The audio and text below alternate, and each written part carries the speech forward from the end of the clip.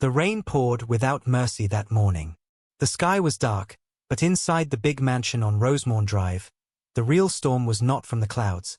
It was inside the family living room. Amelia sat quietly at the corner of the room, her hands shaking slightly as her aunt, Mrs. Helen, read from a piece of paper.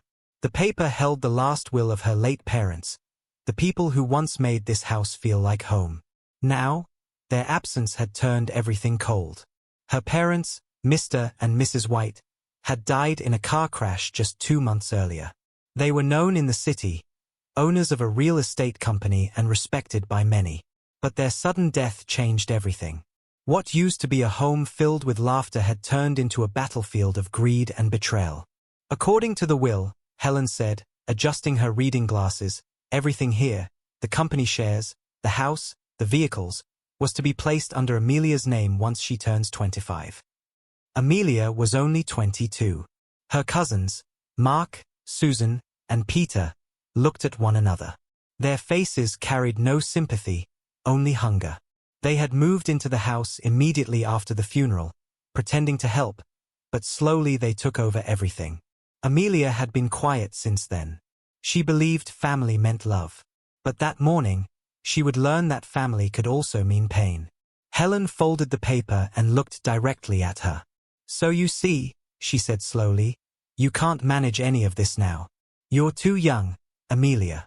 You need guidance. You need to focus on your life. We'll take care of everything until you're mature enough. But, this is my home, Amelia said softly. Her voice trembled. My parents worked hard for this. They always wanted me to. Enough. Helen snapped. Don't start crying again. Do you think tears will bring your parents back? You're lucky we're even allowing you to stay here. Mark, her cousin, smirked from where he sat, crossing his legs. You should be grateful, Amelia, he said. We could have sold this house already. You're just a child playing rich. Her heart broke at those words. These were people she had grown up calling family. They had shared her birthdays, eaten at her table, smiled in her father's car. But now, they looked at her like a stranger, an obstacle standing between them and wealth. That night, Amelia packed her few things quietly. She had only one small suitcase. She tried to convince herself that this was temporary, that maybe they would calm down. But the next morning, the truth hit her harder than she ever imagined. When she came downstairs, 2 security guards were waiting. They didn't even look at her.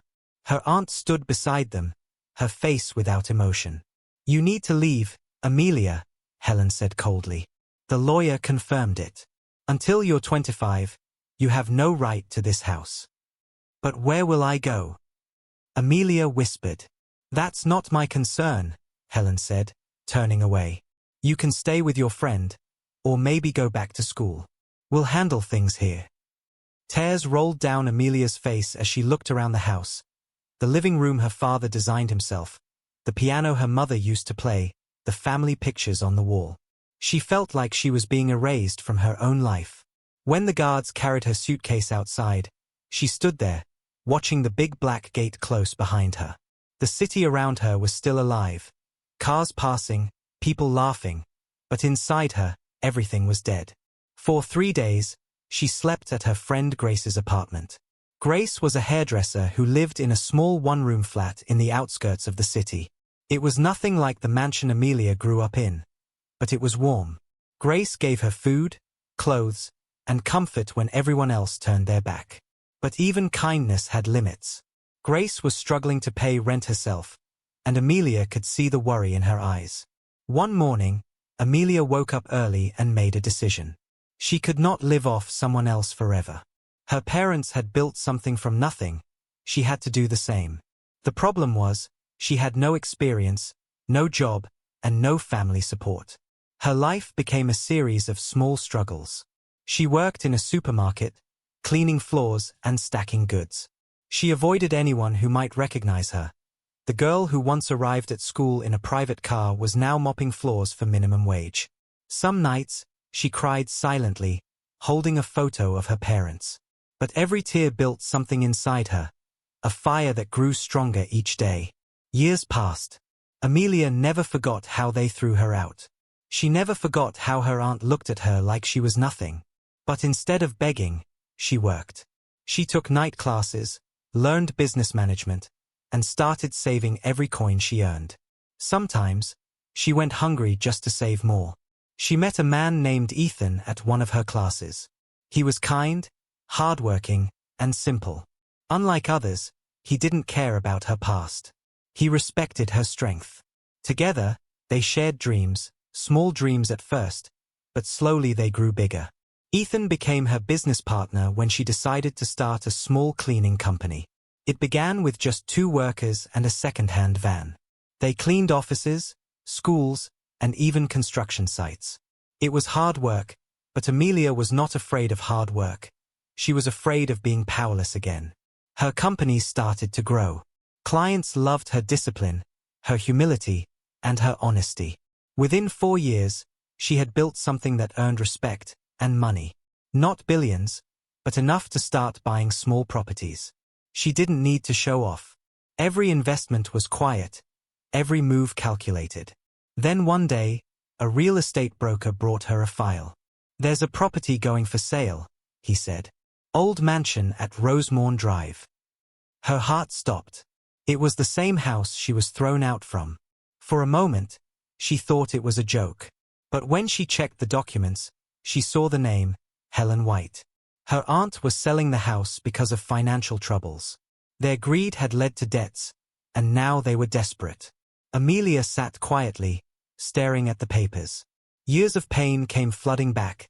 The night they forced her out, the tears, the humiliation. But instead of crying, she smiled. It was not joy.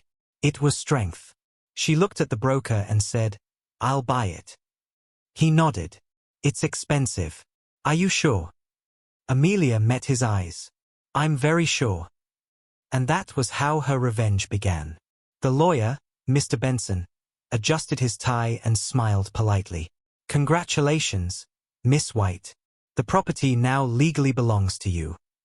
Amelia looked at him for a moment. "Thank you," she said quietly. It was strange hearing her old surname again after so long. For years, she had tried to bury the name that once brought her shame. But now, that same name had returned to open a door that would lead her right back into the house that destroyed her peace. She left the office and sat inside her car, staring at the city through the window. The traffic outside moved slowly, horns blaring as impatient drivers pushed forward. Life had changed so much. She remembered walking on those same streets once, jobless, hungry, and invisible. Now she drove her own car, built from the sweat of her hands.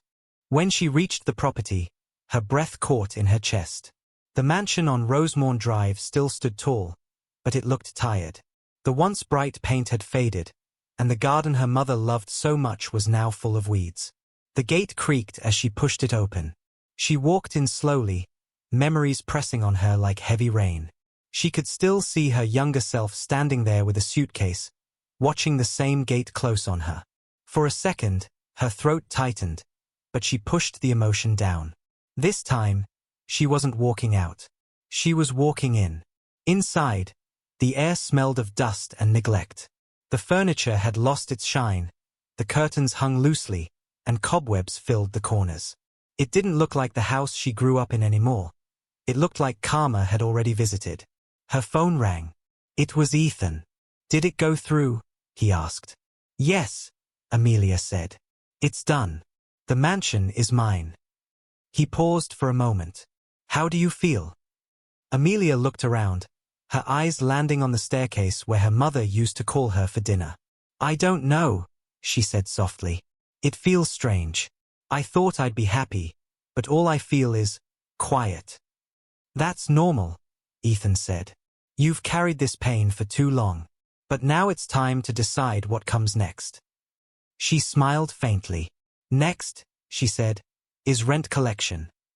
3 days later, Amelia stood outside the mansion again, this time with the lawyer and a team of cleaners. The property was officially transferred to her, but according to the rental agreement, her aunt and cousins were still living in the servant quarters behind the main house. They had sold off most of the property to pay debts, but begged the broker to allow them to stay in the smaller section until they found a new place. The broker had agreed, not knowing that the new owner was Amelia herself. Amelia could have asked the lawyer to evict them immediately, but she didn't. She wanted them to see her face. She wanted them to know exactly who their new landlord was. By noon, Helen arrived from the market. Her once proud posture was gone. Her clothes were faded, her face looked older. The moment she saw Amelia standing at the gate with the lawyer beside her, the basket in her hands almost dropped. Her lips parted. "Amelia." "Yes, Aunt Helen," Amelia said calmly. "It's me." What are you doing here?" Helen stammered. "I came to see my house," Amelia said. Her tone was firm, but calm. Helen's eyes darted to the lawyer, then to the cleaners moving in and out of the compound. "Your house? What nonsense are you talking about? This house was sold." "Yes," Amelia interrupted, her gaze steady. "It was sold. And I bought it." Helen's face went pale. "You? That's impossible." "It's not," Amelia replied. "The papers are signed. You're looking at your new landlord." For a moment, silence filled the air. The wind rustled the dry leaves as Helen's mouth opened and closed, but no words came out. Then she laughed nervously. "You must be joking, Amelia. Stop this madness." The lawyer stepped forward, holding out a folder. "She's not joking, Mrs. White. I'm Mr. Benson, her lawyer. The property at 14, Rosemorn Drive now belongs to Miss Amelia White." Helen's eyes filled with disbelief. No, this can't be real." "It is," Amelia said simply. "And I'm here to talk about your rent." By evening, the whole extended family knew. Mark, Susan, and Peter came rushing into the compound, their faces a mix of shock and anger. "You planned this, didn't you?" Mark shouted. "You wanted to humiliate us." Amelia turned slowly, her calmness cutting deeper than any scream. "You humiliated me first. I was 22 when you threw me out. I had nowhere to go, and none of you cared." Susan crossed her arms, her eyes burning. "We did what we had to do. You were too young to manage the estate." "And now?" Amelia asked softly. "Do you still think I'm too young?" Mark clenched his fists. "You think you can just walk in and act like a queen? You're no better than us." Amelia stepped closer, her eyes locking with his. "You're right. I'm not better. But I learned something you never did, how to build instead of steal." The silence that followed was heavy. Helen turned away, pretending to fix her shawl, but everyone could see the shame on her face. "I'll give you 1 month, Amelia said at last. 1 month to move out or start paying rent." "Fair enough." Mark's jaw tightened. "You wouldn't dare." Amelia smiled faintly. "You'll be surprised what I dare to do now." Then she turned to leave. But as she walked through the gate, she heard Susan whisper behind her, "She'll regret this." Amelia didn't look back. She just got into her car and drove off. That night, Amelia sat in her apartment, staring at the city lights outside her window. Her phone buzzed, a message from Ethan. "Ethan, you did it. But be careful. They might not take this lightly." "Amelia, I know. But I didn't come this far to be afraid." She placed the phone aside and closed her eyes. For years, she had dreamed of this day, the day she would walk back into that house with power.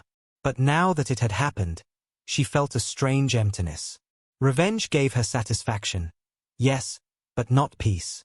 Still, she told herself, peace could come later. For now, it was time for them to feel a little of what she once felt, helplessness. A week later, Helen came to her office. She looked weaker, almost broken. "Amelia," she said, standing by the door. "Can we talk?" Amelia gestured to a chair. "Go ahead." Helen sat slowly, her voice trembling. "I know I wronged you. We all did. But please, give us time. Mark is jobless, Susan is sick, and Peter's business failed. We have nowhere to go." Amelia listened quietly. "You didn't think about where I would go when you threw me out," she said softly. Helen lowered her head. I know. I was selfish. But I'm begging you, don't do this. We'll pay something, but not what you're asking.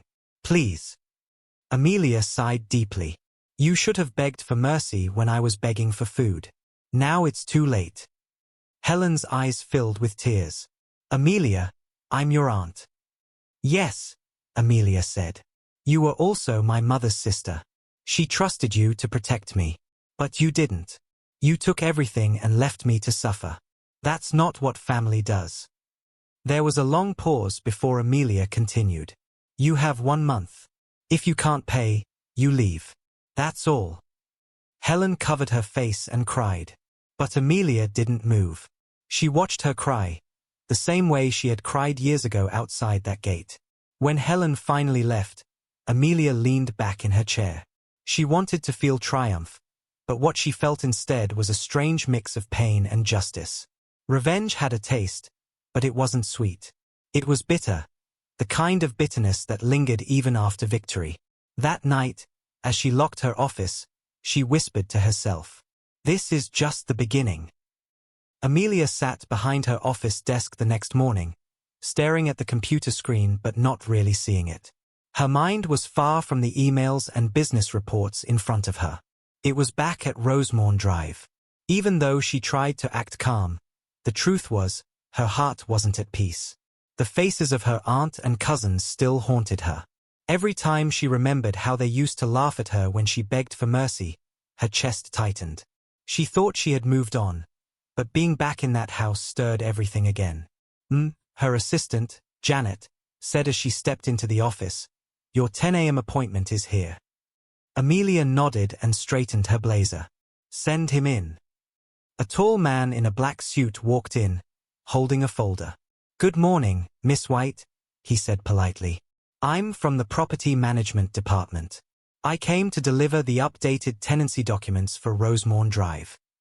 Amelia took the file and flipped through it quickly. Everything was in order, the rent rate, the due date, and the names of the occupants. She paused when she saw the familiar name, Helen White. She closed the file quietly. "Thank you," she said. After he left, she leaned back in her chair and sighed. Her body felt heavy. She wanted justice, not guilt. But revenge often carried both. Back at Rosemorn Drive, the mood was tense. Helen sat on the veranda with a worried face while Mark paced back and forth. "This can't go on," Mark said angrily. "We can't let her push us around like this." Susan coughed lightly from the sofa. Her face was pale. She had been sick for weeks. "What do you want to do, Mark? She owns the house now. There's nothing we can do." "There's always something we can do," Mark said stubbornly. "She's acting like she's better than us because she has money now. But let's not forget, she wouldn't have anything if our uncle hadn't built that company first." Helen looked at him sharply. "Don't talk nonsense, Mark. That company was her father's. And it was his money that fed you when you were a child. Have you forgotten?" Mark clenched his jaw. "I haven't forgotten, Mother. But I won't sit here and let her destroy us. We need to fight back." Peter, the youngest, who had just come in, threw his bag on the floor. "Fight back how? You want to take her to court? She has all the documents. We're finished." Mark sat down, his eyes dark with frustration. "Not yet. I know people who can help us. We can make her regret coming back." Helen shook her head. "Mark, don't do anything foolish. You've already caused enough trouble. Just accept the situation and find a job." But Mark wasn't listening. His pride had taken control. He couldn't stand seeing Amelia in power. The girl they once mocked was now standing above them, and that truth burned him inside. A few days later, Amelia visited the mansion again. This time, she came with an inspection team. She wanted to assess the state of the house before deciding on renovations. When she arrived, Mark was outside. He stood by the gate, arms crossed, his expression full of hate. "So you've come again," he said coldly. Amelia ignored the tone. "I came to inspect the property. You'll need to cooperate with the team." Mark laughed bitterly. "Cooperate? You think you can just walk in and order me around? You might own the papers, but you don't own us. Amelia looked him straight in the eye. You're right. I don't own you. But I own the house you're standing in. And if you can't respect that, I'll have you removed. Mark's face tightened, but he said nothing. Inside, Susan greeted Amelia weakly. She looked thinner, her hair messy, her eyes tired. Amelia, she said softly, I'm sorry for what we did back then. I wish things had been different. Amelia hesitated. For a moment, her heart softened. You were old enough to know it was wrong, she said quietly. But you stayed silent. You watched them throw me out. Susan nodded slowly. I know. And I regret it every day. Amelia looked away. Regret doesn't change the past. It only reminds us of what we destroyed. She turned and walked upstairs with the inspection team. Susan sat there, tears rolling down her cheeks. At evening, as Amelia returned to her office, her phone rang. It was Ethan. Amelia, are you home? He asked quickly. Not yet. Why? Someone broke into your company's garage. 2 vehicles were damaged. The security guard said it happened at night. Amelia froze. What? Who would do that? We don't know yet, Ethan said. But the cameras didn't catch much. The power was cut off before it happened. Amelia's hands tightened around the phone. She didn't need proof to guess who was behind it. Her family's anger was growing, and now it was turning dangerous. Don't worry, she said, her voice steady. I'll handle it. That night, she couldn't sleep. She lay awake, staring at the ceiling, thinking about everything. Maybe she had gone too far. Maybe her revenge had awakened something worse. But another part of her, the part that still remembered being thrown out in the rain with a suitcase, refused to back down. They'll learn, she whispered to herself. One way or another, they'll learn. The next morning, Amelia received a call from the lawyer. Miss White, there's an issue. The tenants at Rosemont Drive refused to pay the first month's rent. They said you're harassing them. Amelia took a deep breath. Then serve them an eviction notice. They've had enough chances. As you wish, the lawyer said. That same afternoon, the notice was delivered. Helen cried when she saw it, but Mark tore the paper in half. She thinks she can kick us out? Let's see what she'll do when we hit her where it hurts. Peter looked nervous. Mark, stop this before it gets out of hand. We can't fight her. She's not the same Amelia anymore. Mark glared at him. You can stay scared. I won't. I'll make her pay. A week later, Amelia's company lost 2 major contracts. The clients claimed they received anonymous reports about her being unethical. Rumors began to spread that she was using her business for illegal deals. Ethan tried to calm her. Don't worry, it's just gossip. It'll fade. But Amelia knew better. The timing was too perfect. Someone was trying to destroy her reputation. One evening, as she was locking her office, she saw a shadow move near her car. She froze. Then a stone smashed her side mirror.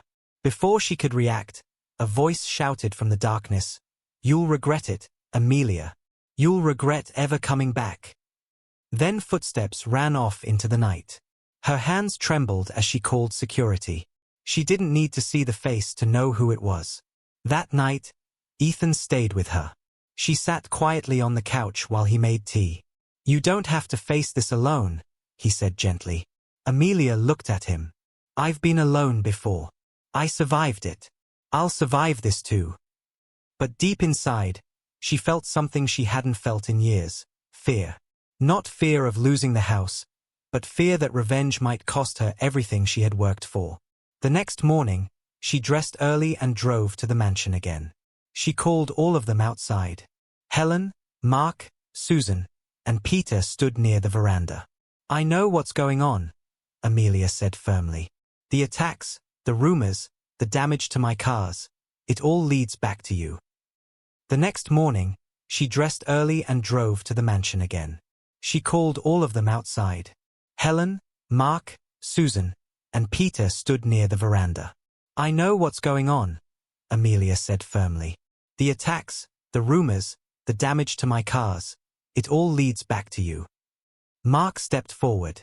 You have no proof. I don't need proof, she said. I know how hatred smells, and I smell it here. Helen spoke weakly. Please, Amelia, stop this fight. It's tearing all of us apart. Amelia looked at her aunt, then at the rest. You tore me apart first. But I'm done fighting. I gave you a chance, and you wasted it. From today, you are no longer tenants. You have 24 hours to leave this house. Mark shouted, You can't do this. I just did, she said coldly, turning her back. As she walked toward her car, her eyes burned, but she didn't cry. She had learned that tears don't change cruel people. Power does. That evening, as the eviction trucks arrived, Helen fell to her knees, begging. Please, Amelia. For your mother's sake, don't do this, she pleaded. Amelia stopped for a moment. Her mother's name still carried weight in her heart. She turned slightly. My mother would have been ashamed of what you became, she said quietly. You took her only child and made her homeless. Now, life has completed the circle. She entered her car and drove away slowly as the sound of wailing filled the compound. But as she drove, her chest felt heavy. She had finally won. Yet somehow, it didn't feel like victory. It felt like loss. That night, she sat on her balcony, looking at the city lights. Ethan joined her silently, placing a cup of tea beside her. It's over, he said softly. Amelia nodded. Yes, but why doesn't it feel like peace? Ethan smiled sadly. Because revenge heals the outside, not the inside. Amelia didn't answer. She looked down at her hands, the same hands that once trembled when she begged for mercy. Now they held power. But somewhere deep down, she knew power was never enough to erase pain. The next morning, Amelia woke up to her phone ringing nonstop. She sighed, rubbing her eyes before picking it up. It was Janet, her assistant. Janet said, her voice shaky. There's something you need to see. It's all over the news. Amelia sat up quickly. What's all over the news? It's about your family. They were seen being evicted from the house. Someone recorded everything. It's trending online. People are calling you heartless. Amelia's breath caught. What? Yes. The video has thousands of comments already. Some people are saying you kicked out your sick cousin and your old aunt without mercy. Amelia slowly lowered the phone. Her hands felt cold. She stood up, walked to the mirror, and stared at herself. For years, she had dreamed of getting justice, of making them feel what she once felt. But now, the world didn't see justice, they saw cruelty. Her phone kept buzzing with messages. Some were from business partners, others from strangers she didn't know. Some called her strong, others called her wicked. Ethan arrived at her apartment an hour later. He looked serious. I warned you, Amelia. I told you they might use your own victory against you. She sat down on the couch, holding her head. I didn't plan for this to happen. I just wanted peace. Ethan sighed. Peace doesn't come from revenge. It comes from healing. But now, you've opened another battle, this time, with the public. She looked at him with tired eyes. What do I do now? Let's wait, Ethan said calmly. Let's see what happens next. Just stay quiet for now. Meanwhile, at Rosemorn Drive, the atmosphere was full of shame and bitterness. The once proud family now stood outside with their belongings scattered on the ground. Neighbors watched from afar, whispering and recording videos. Helen sat on a wooden chair, her face buried in her palms. Susan sat beside her, coughing softly, while Mark stood with folded arms, his eyes full of rage. She's ruined us completely, he said. Now everyone's laughing at us. Helen looked up weakly. Mark, stop blaming her. We caused this. We treated her like an outsider. What did you expect? She could have forgiven us, he shouted. She didn't have to do this publicly. Susan looked up at him with tears in her eyes. You're still proud even now. Don't you see that everything we did came back to us? Peter arrived a few minutes later, holding a bag. Mother, I found a small place for us to stay. It's not much, but it's something. Helen nodded. Let's go. There's nothing left for us here. As they walked away from the mansion, Mark turned around and glared at the house. I swear, he muttered, she hasn't seen the end of this. Days passed. The online video spread across social media, and Amelia's name became a topic of gossip. Some praised her strength, the woman who came back stronger than those who wronged her.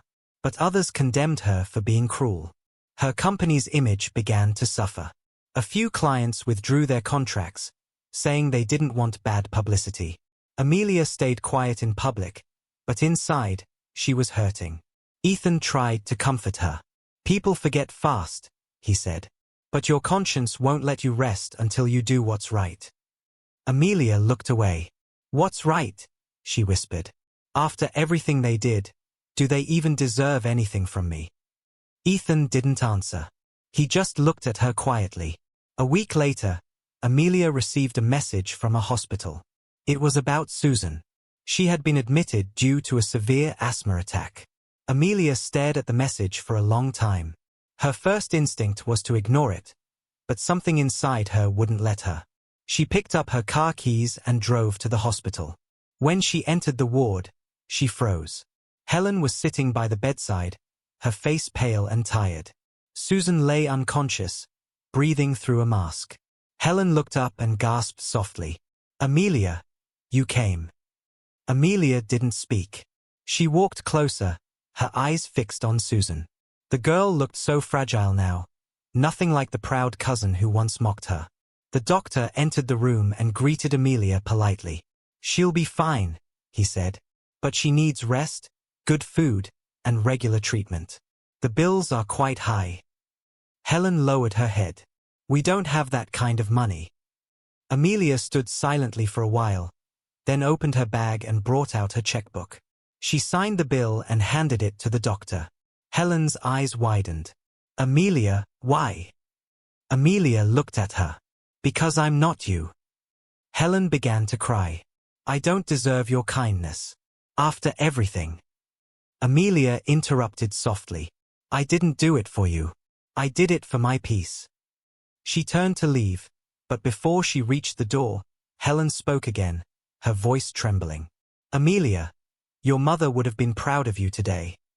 Amelia paused for a second, then walked out without turning back. That night, she couldn't sleep.